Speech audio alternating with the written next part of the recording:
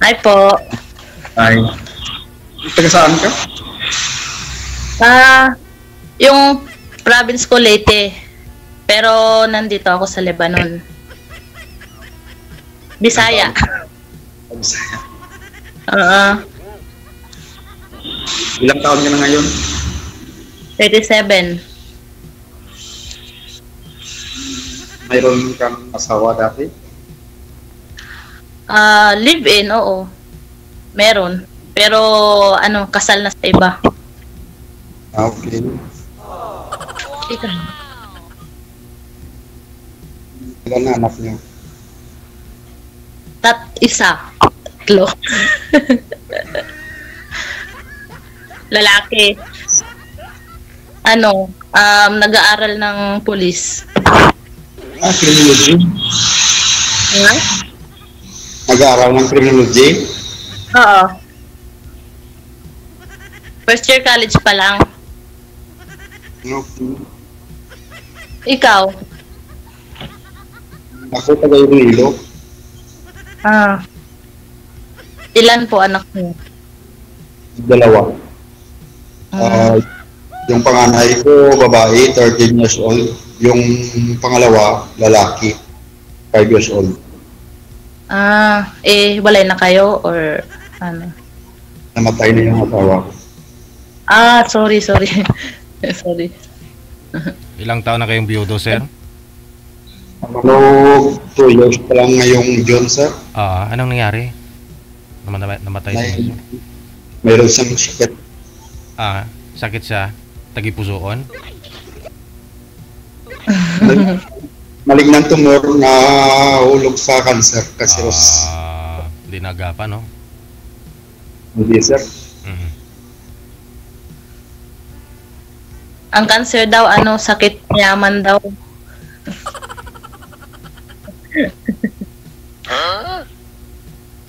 Anong trabaho niyo? Ako? Yung trabaho? Security guard. Security guard. Anong company? Or ano? Company.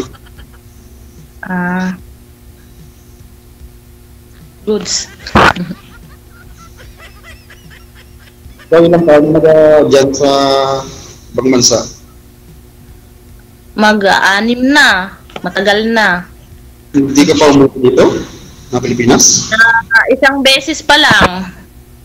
Kaso nung nag-pandemic, yun, hindi na nakauwi. Tapos ngayon kasi, bawal din sa amin umuwi ngayon kasi yung nangyayari sa gulo. Kaya, pwede kaming umuwi, pero hindi na kami makakabalik. Maghihintay muna kami na humupa yung gulo bago kami makabalik. So, stay na lang muna dito. Makakabalik ka kung employer. Same employer siguro pwede. Kasi yun po yung halos karamihan. Makakabalik sila pag same employer. May DJ, pag alam mo na, pag may mga kapit, ganun, oo. Pero pag wala, mahirap. Kadalasan kasi yung mga nakakauwi na mga Pinay, na-offload sila kaya yun, di na muna. Ayoko na munang magbakasyon, saka na lang okay na. Ang mahirap din kasi matambay sa Pinas, lalo na ako, pinapaaral akong college, kaya trabaho na lang muna. Sabagay, tama ka naman. Oo, kaysa naman matambay ako doon, tapos lalo na pag every month kailangan na may allowance yung anak ko, tas boarding house, ganun. Saan naman ako kukuha? Wala pa naman akong kaya tiis-tiis na lang. Andiyan naman si Sir Federico. Sabi ko naman problema si Ma'am Kang buwanan ka mga anak niya anak daw niya, sir. Sabi ko magkatuluyan naman kayo, andyan ka naman. May mga anak din siya, DJ, syempre. Priority din niya. Tulong-tulong. Okay. Yung mga anak yung unahin. Oo, gano'n naman talaga.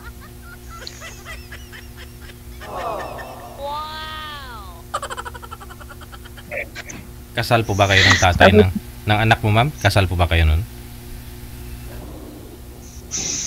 Ma'am, Sorry, DJ? kasal po kayo nun, tatay ng anak mo? Ay, hindi po. Kasal na siya ngayon sa iba. Ayun lang.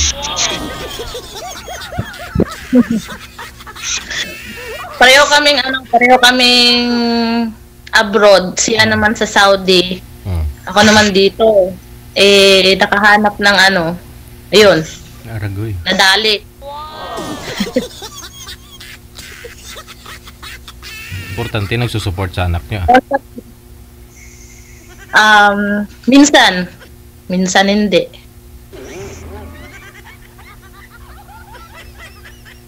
Kung abuton lang, no? Hindi ko naman natin na obligasyon naman niya yung DJ. Kung gusto niyang magbigay, pusa, di niya siya kailangan sabihan.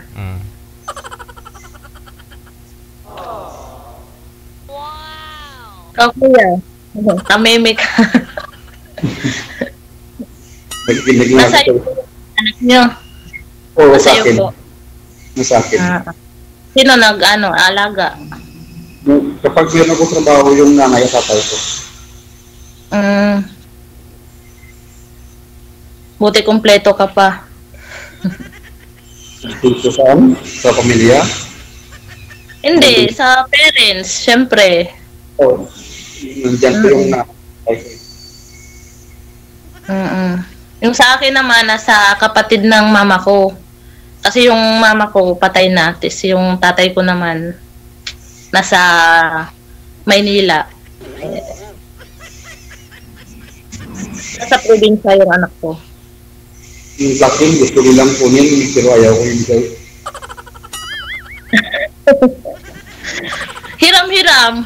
Ako ganon din naman. Gusto din doon kukunin sa tatay kasi gusto niya doon sa parang place nilang mag-asawa sa Mindanao. Syempre ayoko.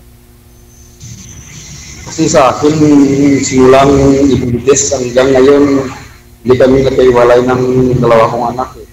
Sa akin, sila naman. Mas okay talaga. Hindi ako papayag na kukunin nila sa akin. Oo naman, kahit sino naman. Ako nga din kahit nasa malayo ako. Kung gusto nilang hiramin, pinapahiram ko naman. Pag walang pasok. Oo, lalo na pag bakasyon, pwede naman yun. Bakasyon, magstay sa kanila, ganun. Wala ka ng trabaho ngayon, kuya. Anong pangalan mo ulit? Ang totoong pangalan? Federico. Bahala ka kung ano. Yung Federico, yung totoong pangalan ko.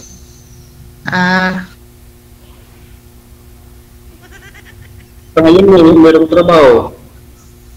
Gabi ngayon dito, inubad ko lang yung uniforme ko. On duty ka po? On duty ko ngayon. Okay lang? Hindi baka may Okay lang yun. Gabi naman Isa pa, sarap. Wala ng tao. Ako naman kakauwi ko lang galing trabaho. Ayun, kaya pahinga-pahinga. Ano pa naman dito, alas 2 hapon. Dito na mag-vlog. Hindi medyo malamig, kaya tambay sa loob.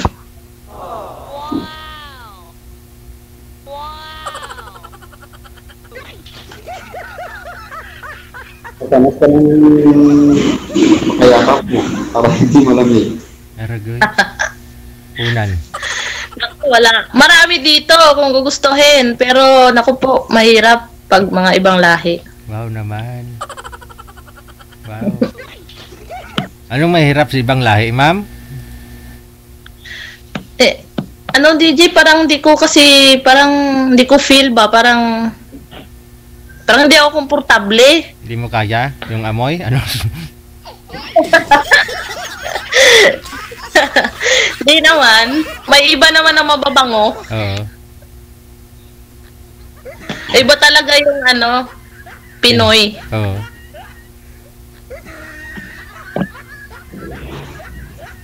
Marami naman dito mga Pilipina na mga nakapag-asawa din, ng mga taga rito. Ayun. Pero hindi naman lahat kasi. Kasi ikaw, walang sabit, hindi naman kayo kasal ng asawa mo, di ba? Ay, hindi po. Kasi DJ, 18 years old pa lang ako that time. Ayaw ng tatay ko na ikasal kasi nga masyado pa daw bata. Kaya yun, tuloy-tuloy. Nagloko man din, buti na lang. So yun, free pa. Oo, hindi nagkamali ang tatay mo. Nag-iisang anak lang kasi ako, DJ, kaya para medyo mahigpit yung tatay ko.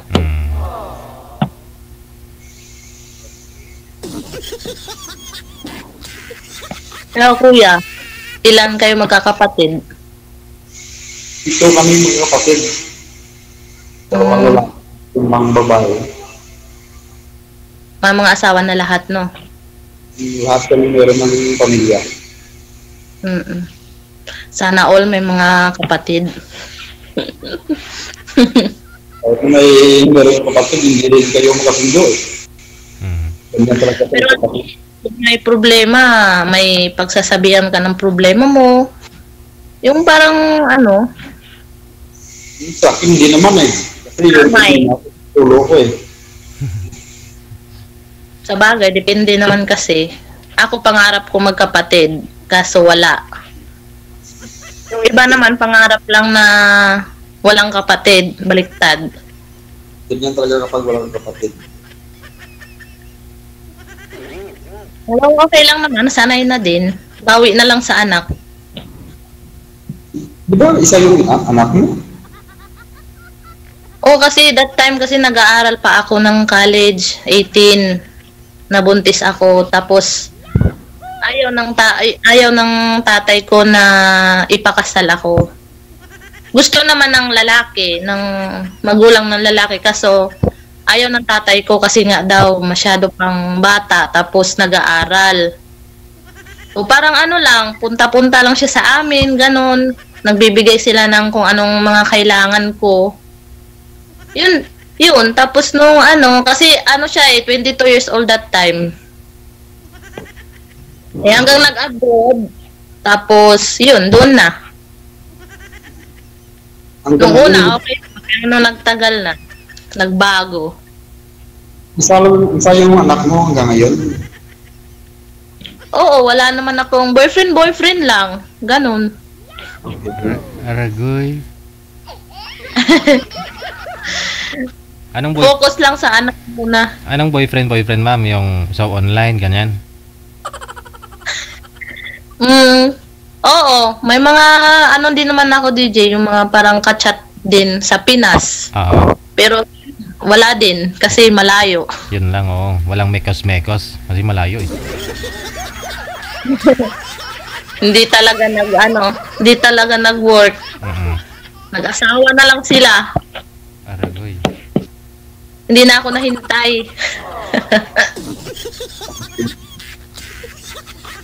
Layo mo kasi.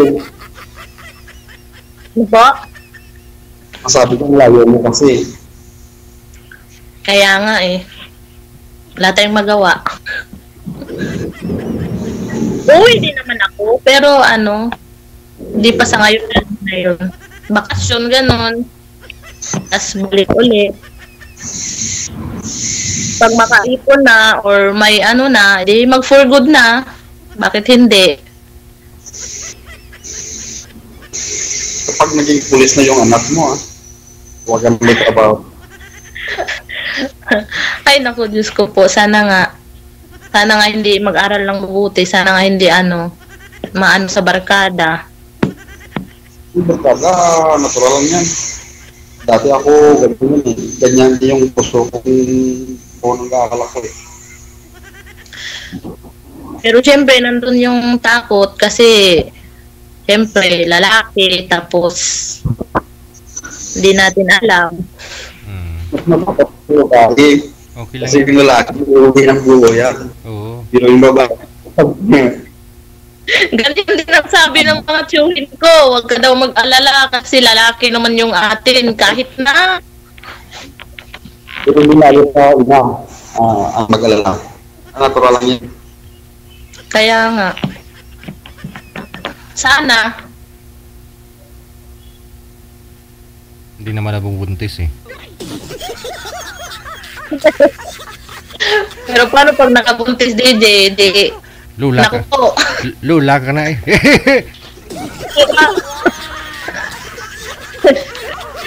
Ano pa kung magagawa? Sana wag naman muna. Hirap ang buhay.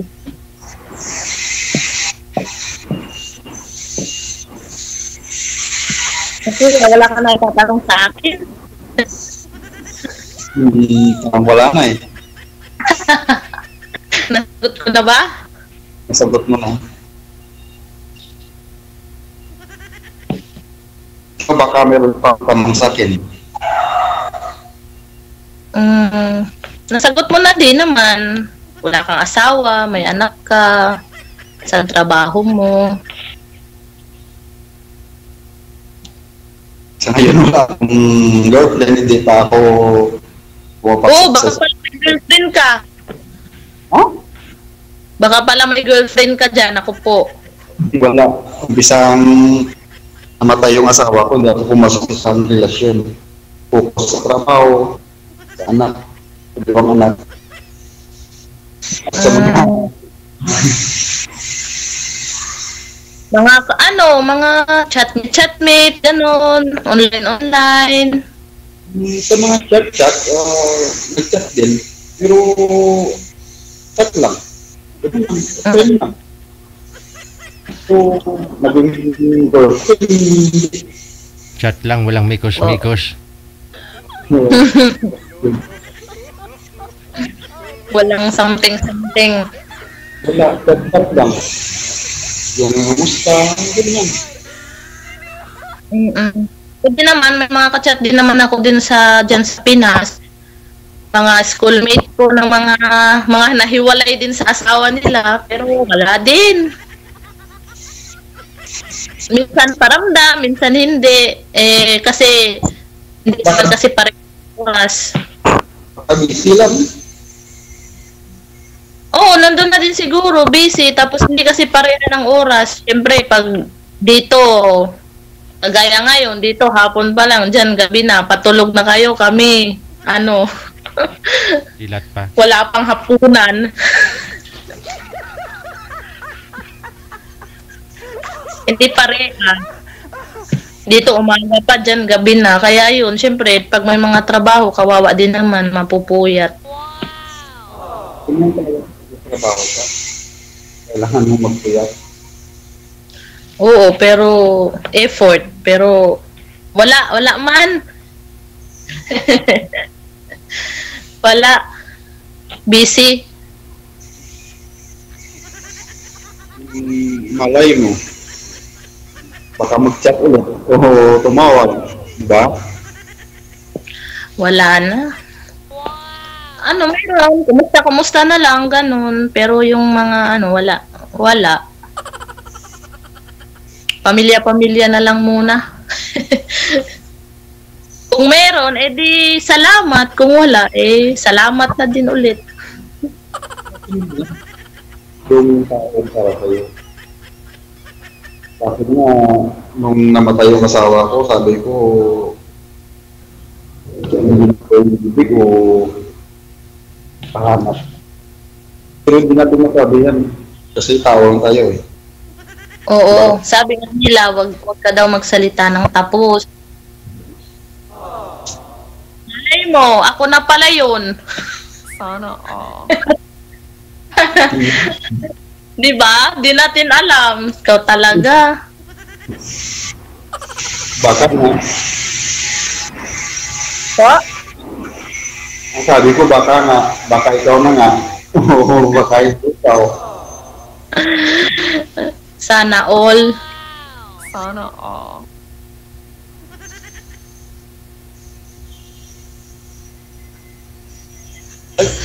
Ilang taon mo na pala? Hindi ko... 37. Magkatulad na pala tayo? 37? Magti-38 na ako ngayong darating na May. Mas nauna ako ng isang buwan sa'yo. Ako ngayong April. Ako naman May 25. Okay, ako April 9. Isang buwan lang. O, isang buwan.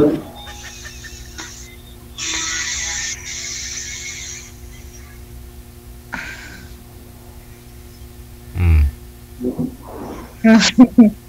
At mo lang ako mamaya, kung gusto mo. Sige, sige. Sige, Ah, problema.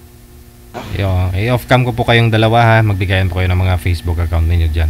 Para connected na rin kayo sa Messenger. Thank you sa time. Good luck. Wanted, sweetheart. Okay. Sige po. Sweetheart.